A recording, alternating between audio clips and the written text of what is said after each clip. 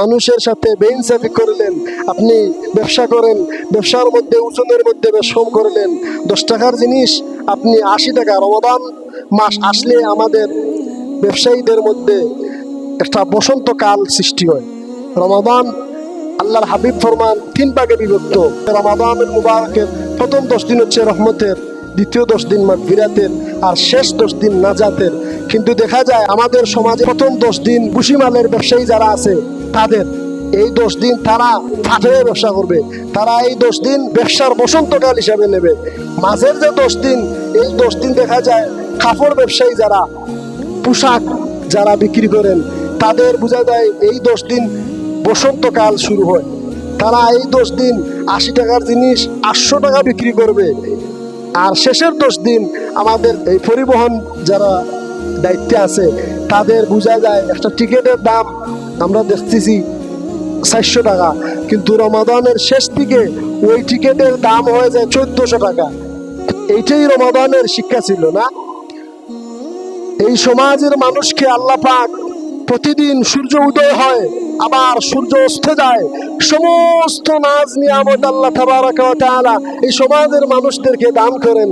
এই সমাজের মানুষ, এই দেশের মানুষ ঘর থেকে বাইর হয় আল্লাহর নাফরমানি করবে এই নিয়তে, গাড়ি স্টার্ট দেয় আল্লাহর নামে মানুষ বাইর হয়, কিন্তু সে নিয়ত করে আজকের দিন মানুষের সাথে যত বেইনসাফি করা যায়, দোকানদার ব্যবসার শাটার খুলবে, তালা খুলবে, ও নিয়ত করবে আজকে আমার ব্যবসা শুরু হবে।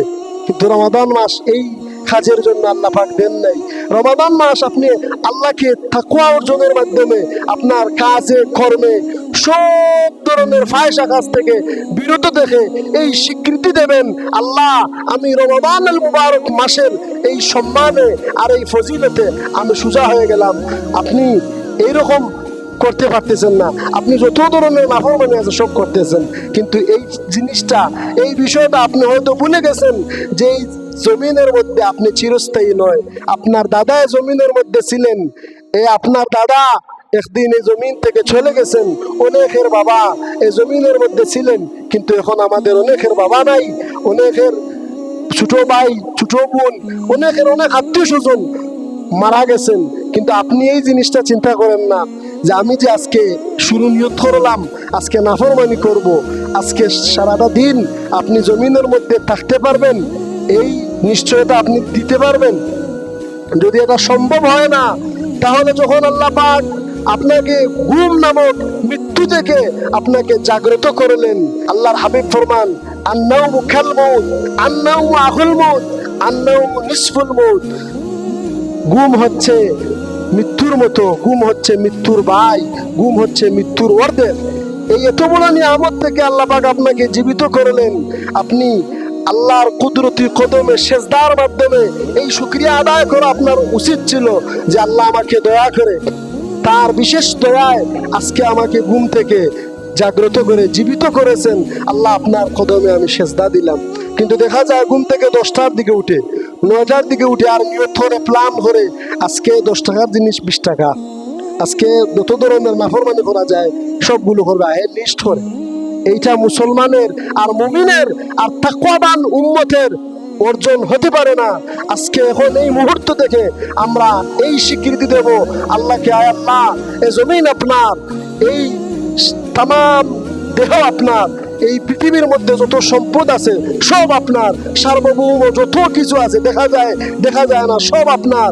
আপনার বিশেষ দয়ায় আল্লাহ আপনার হাবিবের উসিলায় আমাদেরকে জমিনের মধ্যে বিচরণের অনুমতি দেন, সব আপনার। আমি বুক করতেছি, আপনার শুকরিয়া আদায় করব। আপনার যত হুকুম আছে, যত আহকাম আছে, শরীয়তে যত উজর আছে, যত হুকুম আহকাম আছে আল্লাহ সব মানবো। যত নিষেধ আছে আজ এখন এই মুহূর্ত থেকে আমি সবগুলা থেকে বিরত হলাম, সবকিছু বিসর্জন দিলাম। আজ থেকে আমি একবারে সোজা হয়ে গেলাম। মুমিনের এই মাসটা বসন্ত মাস, বসন্ত হিসাবে রমাদানুল মুবারক মাস, নিজেদের পরিবর্তনের প্রতিযোগিতা হওয়া উচিত ছিল। কিন্তু দেখা যায় আমাদের মধ্যে আমরা এক গুরু মানুষ আছে, তারা কিভাবে নাফরমানি করবে। আমরা তো তেরা বিশেষ করে যখন বাড়ির দিকে রওনা হই তখন দেখা যায় দোকানের মধ্যে ক্যারাম বোর্ড শুরু হয়, এখন বাদাম শুরু হবে, মানে আমরা এখন নাফরমানির মধ্যে নিয়োজিত হব। এইটা হচ্ছে আমাদের চরিত্র। আল্লাহ তাবারাক ওয়া তাআলা আমাদেরকে নামাজের মাধ্যমে সর্বপ্রথম পরিবর্তন শুরু হোক। আল্লাহ পাক আমাদেরকে এই মুবারক মুতাবাররাক এই মাসের তাম ফয়েজ আর বারাকা আমাদের প্রত্যেকের ভাগ্যে নসিব করুন। সবাই পড়ুন আমিন।